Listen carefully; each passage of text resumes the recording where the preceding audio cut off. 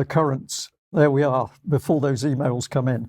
Well, let's get on to the serious stuff. And I wanted to focus on some of the commentary that's now being pushed at the public about the recent events of riots and violence on the streets. And I'm going to focus with Nigel Farage, as man I've known of for a great many years. So let's have a listen to what he had to say. Well, it's been a pretty appalling couple of days. Violence on the streets of this country that we haven't seen for a very long time. Yes, we had the riots in 2011, which were exercises in mass looting, but this is very, very different. Let's be clear. Thugs setting fire to hotels, migrant hotels with people in them, is just wrong at every level. I understand the frustrations, I understand the anger that is felt by huge numbers of people, but I do not support street protest, violence or thuggery in any way. And that's why for 30 years I fought elections, because I believe that democracy is the peaceful way to solve problems.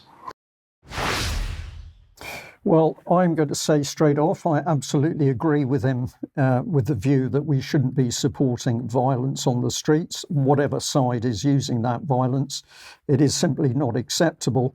But my immediate criticism with Nigel Farage is he's talking democracy when we do not live in a democracy. And this is one of the key issues where he is not giving the public the true facts about what's really happening. Let's listen to a little bit more of this same video clip.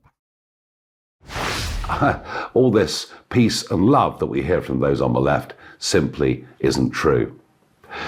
The Prime Minister has misread this completely and utterly.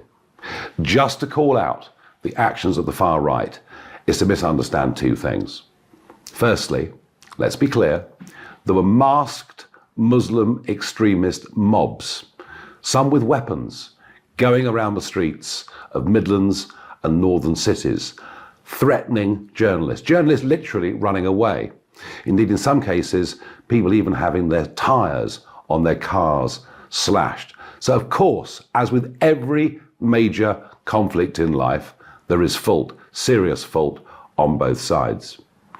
But behind the extremes of both, what Starmer doesn't understand, and when he says, I'm going to stop the far right, what he doesn't understand is the general feeling of dissatisfaction that has been out there in this country growing for years.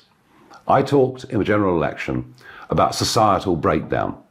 What I meant by that were communities being split apart, people not even recognising the centres of some of our towns and cities as even being vaguely English anymore. And when it comes to the issue of two-tier policing, something which Keir Starmer denies, I promise you this perception began back at the time of Black Lives Matter. Remember? Churchill's statue being defaced, the cenotaph being abused in central London. And the police response? They knelt down in the street and took the knee to a Marxist organisation that wants to bring down Western civilization. And it goes on and on from there. So let's just have a little think about what Nigel Farage had to say there. Complete agreement about the Muslim gangs. Completely wrong that their violence was on the street. So make no misunderstanding. There's no misunderstanding about the opinion from UK column about that. Totally agree with what he said. But then he starts to talk about the breakdown of society. And the key fault here is that he doesn't get to grips with the fact that the breakdown of society is the result of an orchestrated attack by a number of agencies on the democracy that he's talking about or claiming for UK. And once you get into the detail of this attack on communities, on democracy, it is totally unrealistic to believe that today in 2024, we live in a democracy in the United Kingdom. Something much more sinister has installed itself in the government. It is becoming increasingly dictatorial. And Charles, you in a minute are going to look at some of the challenges we face as laws are changed in order to clamp down on anyone who stands up to criticise what the government has done. He talks about policing, but policing has been under attack by a woke agenda. This has not been accidental. This has come through the political party, and it's come through the policing system itself. And then finally, he manages to talk about Black Lives Matter and recognises a Marxist component.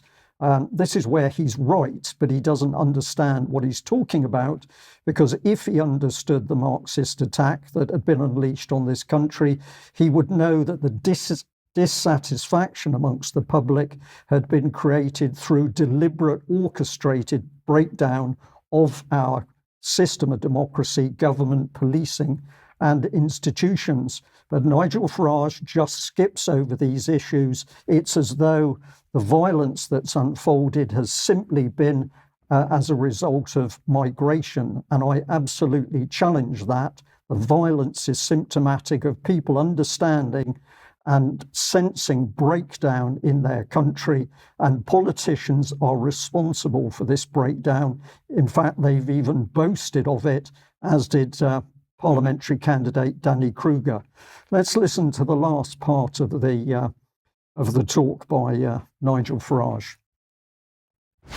Do we want to deal with the symptom that we're seeing today, or solve the problem?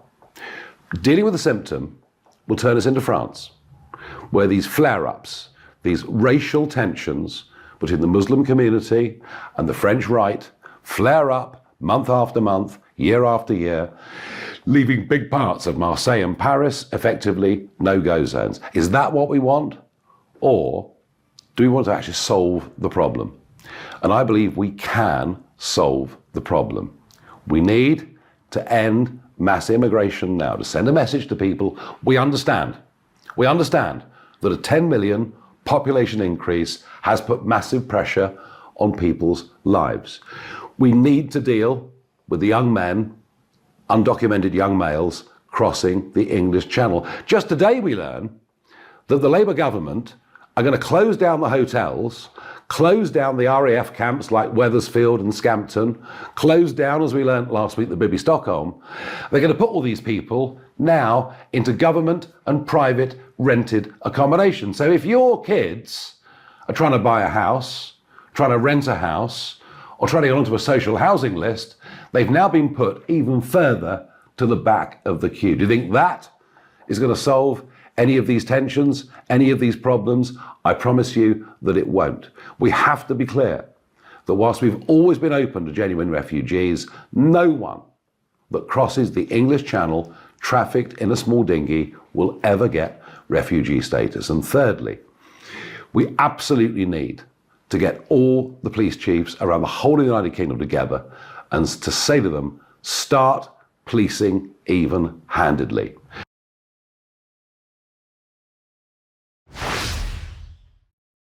So let's pull apart that third section there, because do we need to stop the mass migration? Absolutely. Where did the mass migration come from? Well, the immigrants didn't fight their way ashore. The doors were opened and they were encouraged to come into this country in increasing numbers. Labour followed the policy, the Conservatives followed the policy, and now we've got Labour back in power, reaping the whirlwind of the policies that they put in place, for Starmer at least, in the Blair era. So it's the numbers coming in, and I agree with Farage on this point. It needs to stop, but it didn't happen accidentally. It happened as a result of policies, and the people who are responsible for those policies are still in power and still pulling the strings of the government. This is why he uses the distracting argument that the immigrants are all coming in via rubber boats. This is complete nonsense. The number of people coming in by boats is a tiny fraction of the total numbers who are being invited in through the programmed, orchestrated government's policy to bring more people into the country. And why is the immigration there? Well, it's not for the best interests of the indigenous people in UK. It's not for the best interests of the migrants who are coming in themselves. The policy has been to use migration as a weapon to break down the structure of UK. And the tension, of course, now has got to such a level that we've seen the violence unleashed on the streets.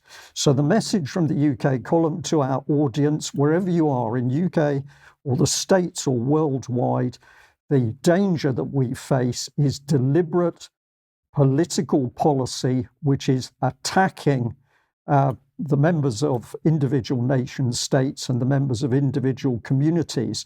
And until that issue is dealt with, we are not going to solve problems of migration. This is an absolutely key point. I'm being pretty forceful about this today because too many people want to simply focus on the number of people in the country and the type of people in the country and say that is the cause of the problem. This is not the case. We have to look at who is causing the problem.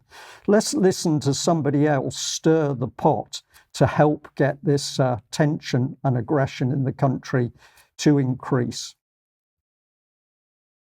Tell me why you believe anti-Zionism is anti-Semitism. So it's obvious that in all of history, anti-Semitism has been a shape-shifting virus. Sometimes people hated the Jews for their race. Sometimes they hated them for their religion. In this era, the only permissible way to hate the Jews is to hate them for having a state. And as I mentioned in the debate, this absolute obsession with the single Jewish state in the world, this way in which people who never turned out on the streets when Bashar al-Assad was killing 6 times the number of people who've died in every war involving Israel since 1948, when the Arab armies advanced. If you didn't come out on the streets when Bashar al-Assad killed 6 times that number of people in a decade, but you did turn out to attack Israel after October the 7th, you're an anti-Semite. So this man, quite an eminent journalist, sits in the country and he's telling people in the country that we daren't criticise a foreign country that at the moment is embroiled in some pretty unpleasant violence and wars in the Middle East. We mustn't criticise it, or he will accuse us of being anti-Semitic. So this is a direct attack on free speech and what people can think simply on the basis that, according to Mr. Murray, we mustn't dare criticise the government of Israel. So what else is in his head? Let's have a listen to how he would deal with the so-called immigration problem. But clearly they've lost control of the streets. Now, is it time to send in the army at some point? Probably yes. But if the army will not be sent in, then the public will have to go in, and the public will have to sort this out themselves. And it'll be very, very brutal. I don't want them to live here. I don't want them here. They came under false pretenses. Many of them came illegally and continue to come illegally, and we don't want them here. And I'm perfectly willing to say that because it needs to be said. If I hated Australia, hated the Australian people, hated Australian history, hated the Australian way of life, broke into the country illegally and spent my time trying to undermine Australia, why should I be in Australia? Why? What would I have brought the country? What benefit? What moral benefit? What financial benefit? What social benefit? The answer is, you'd have brought no benefit. So why just hope that those people are not in large enough numbers and keep your fingers crossed and put it off for another day? I think we have to start saying very clearly, if you don't like it here, go. And if you don't like it here and you intend to make it worse, we will make you go. We stripped citizenship from ISIS members of ISIS who, even if they had British citizenship, we stripped their passports. We need to start doing the same thing with Hamas. We have Hamas leaders in the UK, Hamas members in the UK. I'm calling on the Foreign Secretary, the Home Secretary, the Director of Public Prosecutions, the Attorney General, Prime Minister and others to start doing this, to start taking the passports away and deporting people who support Hamas in the UK. Is there the willpower to listen? I think that as the situation is changing, actually. I think there are things now able to be discussed and suggested, which were not able to be suggested or discussed even a few years ago. Well, I've got to say, I find the supercilious arrogance of this man totally breathtaking. But when he's talking about a policy to kick out every immigrant in the country, whose policy is it? Is it his? Is it Israel? Is this the deep state? Is this a political agenda for the Labour Party or the Conservatives? The problem we have to deal with is who created the immigration problem. And once we've focused on that, we can start to see how we can correct what's actually happening in this country. So I'm going to say to the audience, think about the issues, think about who the real enemy is. Is it the people invited into the country, or is it the traitors who opened the door and without any consultation to the wider public of UK allowed hundreds of thousands, millions of people into the country? So I'm going to leave our audience to reflect on that, but a little later in the news, I'm going to be talking about J. Michael Waller, former CIA operative, talking about the maneuverings of the deep state in the US in order to interfere with freedoms of speech and political policy.